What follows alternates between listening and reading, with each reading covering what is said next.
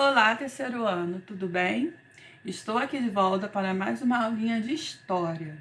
Na semana passada, nós falamos sobre o município em que vivemos. Falamos um pouquinho sobre a organização do município, que o município é formado pela sua área rural e pela sua área urbana.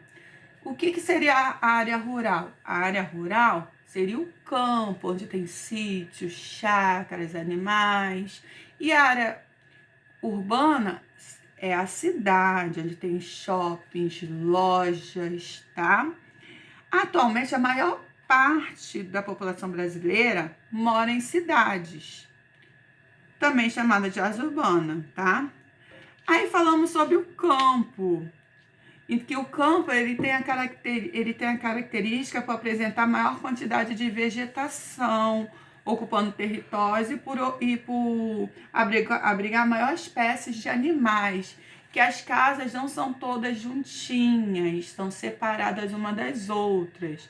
Mas lá também tem mercado, lá também tem farmácia, lá também tem algumas vendinhas, tá? Só que não como na cidade, que você acha tudo com mais facilidade, tá? Eles tiram tudo mais da natureza do que mais do comércio, né? Tem comércio? Tem. Mas eles tiram muitas coisas da natureza do que do comércio. Mas não quer dizer que no campo também não tem comércio. Lá também tem escola, lá também tem que ter, né, saneamento básico, hospitais, meios de transporte, mas não com tanta intensidade como tem aqui na cidade, tá bom? Hoje nós vamos falar sobre organização das cidades. Tá vendo aqui algumas fotos, algumas figuras?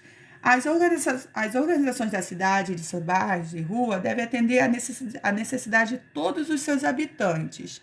Ela deve ter boas condições físicas, com bons calçamento e boa iluminação. Nós sabemos que isso não acontece, né, gente? A gente sabe que precisa ter, mas vocês sabem que não é bem assim. Deve ter também comércio, meios de transporte e serviços básicos, como os de saúde, educação, disponível a toda a população. E esses serviços são obrigação da prefeitura e de cada município. Porém, muitas vezes percebemos que existem diferenças entre as regiões e os bairros das cidades brasileiras. Como é feita a organização das cidades? Como será feita essas organizações? Como os lugares e as atividades realizadas nas cidades são distribuídos em seus territórios? Quais são os serviços essenciais para a vida das pessoas e para a realização de diversas atividades do dia a dia? Aí aqui tem alguns exemplos, ó. Rua do Centro Histórico de Goiás, tem uma boa iluminação noturna. É essencial. A boa iluminação noturna é essencial para a segurança das pessoas que têm que andar nessa rua durante a noite. Aqui tem um terminal de ônibus em São Paulo, na capital. O transporte público é de extrema importância na cidade e sua administração também é feita pela prefeitura, tá? Aqui embaixo tem uma unidade de pronto atendimento em Rondonópolis, no interior do Mato Grosso. Esses estabelecimentos são locais públicos administrados pelo município para atender as pessoas em emergência de saúde. E aqui, para terminar a figura, tem o metrô de Recife. Esses três são meios de transporte mais modernos, mais rápidos e que causam menos impacto na população das cidades, tá? Aqui na página 11 tem um jogo rápido. Associe cada uma das fotografias da página anterior, essas fotografias aqui da página anterior, 1, 2, 3 e 4. Associe essas fotografias anterior aos descritivos a seguir. O metrô é um meio de transporte bastante veloz e não poluente. Qual o número aqui? É o metrô. É o número 4. Então, vocês vão colocar aqui no primeiro quadradinho o número 4. Os serviços públicos de saúde oferecem atendimento de emergências, tratamento de doenças e políticas preventivas. Qual é o serviço público de saúde que oferece atendimento de emergência? É a rua, É estação de ônibus ou é aqui unidade de pronto atendimento? A unidade de pronto atendimento, né? Então, vocês vão colocar o número 2, que é o número que está no desenho, na figura, na imagem. É importante que exista iluminação pública em todas as ruas e que sua manutenção seja feita sempre que necessário para que as pessoas se sintam seguras ao caminhar por ela no período da noite. Qual dessas figuras aqui tem iluminação pública durante a noite? A imagem 1. Então, vocês vão colocar o número 1 aqui.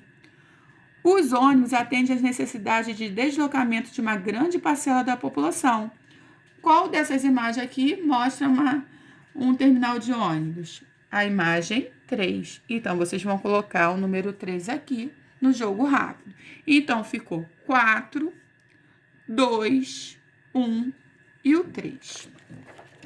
Quando falamos de cidade, também falamos de saúde, cultura e lazer. Que os serviços públicos eles são pensados para atender o conjunto da cidade e de sua população. Eles devem ser oferecidos aos habitantes das cidades para que possam exercer adequadamente suas atividades cotidianas e viver bem. Mas nem sempre isso acontece, tá, gente? Por isso, muitos dos serviços públicos são considerados essenciais, ou seja, são considerados importantes para a vida nas cidades, como os atendimentos médicos, os hospitais, os meios de transporte, os diferentes tipos de atividades educativas, culturais e esportivas de lazer. Tá legal? Aí temos aqui na página 12 um desafio. Na sua opinião, qual a importância de existir em cada município o atendimento médico público voltado à população local? Aí, gente, é uma resposta pessoal. Mas espero que vocês entendam que quando eu falo de importância, a importância de existir atendimento médico para a população do município, especialmente para a mais carente e sem condições de pagar atendimento particular. Então, a importância de existir em cada município um atendimento público é para aquelas pessoas que não têm condições de pagar atendimento particular, tá? Então, seria mais a resposta do número 1. Você frequenta algum espaço cultural, de lazer ou esportivo? Aí é o de vocês, resposta pessoal, vocês vão dizer sim ou não. Caso sim, o que você costuma fazer no lugar? Aí vocês escrevam aí. Se vocês participam de algum espaço cultural, de lazer ou esportivo, vocês vão botar sim e dizer o que vocês costumam fazer naquele local. Caso não frequente, procure pensar em um lugar que gostaria de conhecer. Se você não frequenta, você bota não e escreva do lado aonde você gostaria de conhecer. Tá legal? Também, quando nós falamos de cidade, falamos de água, saneamento e coleta de lixo. Outros serviços públicos fundamentais para a saúde da população são o tratamento de água, a canalização, o tratamento de esgoto e a coleta de lixo. No começo desse ano, tivemos problemas, né, com o tratamento da água, que estava saindo a água estava saindo com gosto das torneiras, com cores, e a água não pode ter cor, não pode ter cheiro e não pode ter gosto. Então, tivemos um probleminha no começo do ano, tá? Com essa parte de tratamento de água e de esgoto. E também é muito importante a coleta de lixo. A coleta de lixo tem que ser feita semanal, todos os dias de preferência, tá? O acesso à água potável e o tratamento de esgoto e de outros resíduos tóxicos são direitos básicos de todos. Você já parou para refletir sobre esse assunto? Sabe como eles são importantes no seu cotidiano e para as pessoas do lugar onde vive? Pare para pensar um pouquinho sobre esse assunto. Ele é muito importante que a água que consumimos seja potável. Quando eu digo seja potável, é aquela água que é adequada para a saúde do nosso organismo. Por isso, a água deve passar por um tratamento e teste de qualidade para garantir a saúde da população e a preservação do ambiente. No começo do ano, não estava acontecendo isso. Por isso que muitas pessoas estavam correndo lá no supermercado para comprar água, para poder usar, porque a água não estava sendo devidamente tratada. O esgoto e o lixo também devem receber tratamentos adequados para não contaminar os rios, os mares e o solo. Por isso, além de tratado, o esgoto deve ser canalizado. O lixo, por sua vez, deve ser descartado em locais adequados para não sujar as ruas, não causar alagamento e não contaminar o ambiente. Não podemos deixar o nosso lixo jogado lá na calçada lá da nossa rua, porque se chover vai entupir o ralo e vai começar a ficar tudo alagado. Então, temos que botar no saquinho, nos lugares apropriados, de preferência separar os lixos, que já falamos sobre reciclagem, separar os seus lixinhos, amarrar bonitinho, colocar no local onde a coleta de lixo possa vir, buscar e levar embora, tá bom? Na página 3, falamos sobre o acesso aos serviços públicos e município. Cada município tem a própria característica geográfica, culturais e histórica, mas todos eles devem oferecer bens e serviços básicos a seus habitantes e até mesmo aos turistas e visitantes. A Constituição Federal de 1988 é a principal lei do Brasil. Então, a principal lei do Brasil é a Constituição Federal de 1988. Ela determina que todos os cidadãos têm direito à educação, saúde, alimentação, trabalho, moradia, transporte, lazer e segurança. Ela determina isso. Mas nós sabemos que nem todo mundo tem acesso à educação, nem todo mundo tem acesso a uma saúde de qualidade, nem todo mundo tem um trabalho, muita gente não tem moradia, os transportes não são adequados, segurança, então, muito menos. Mas a Constituição Federal de 1988, ela determina e ela deveria fazer com que isso acontecesse, tá? Então, leia o artigo da Constituição, artigo 6. São direitos sociais a educação, a saúde, a alimentação, o trabalho, a moradia, o transporte, o lazer, a segurança, a previdência social, a proteção, a maternidade e a infância, a assistência aos desamparados na forma dessa Constituição. Aí aqui tem até uma foto aqui, ó, do Ulisses Guimarães, que foi o presidente do Congresso Constituinte, erguendo a Constituição Nacional de 1988. Lindo, mas não está sendo cumprido da forma correta, tá? Aí tem um desafio. Você acha que todos esses direitos têm sido garantidos à população no Brasil? Sim ou não? Vai botar lá, sim ou não. Converse com um colega sobre os direitos que vocês acreditam que são plenamente atendidos e sobre aqueles que não são atendidos apenas parcialmente. Então, gente, espero que vocês percebam que, apesar de muitos direitos conquistados, grande parte da população ainda carece de serviços públicos de qualidade. Então, esses direitos não têm sido garantidos à população do Brasil, tá? Aí vocês escrevam aqui e vocês podem também escrever o que vocês acham que estão plenamente atendidos e aqueles que estão atendidos apenas parcialmente ou até mesmo aqueles que vocês acham que não estão sendo atendidos, tá bom? E para terminar, a página 14. Além da Constituição Federal, outras leis e dispositivos estabelecem alguns bens e serviços. Deve ser oferecido pelos poderes públicos aos cidadãos. Seguindo o Estatuto da Cidade, a política urbana deve garantir o direito ao saneamento, que são aquelas medidas higiênicas, como água limpa, rede de esgoto, controle da população, entre outras. A infraestrutura urbana, como a distribuição de água, energia elétrica, telefonia, meios de comunicação, transporte.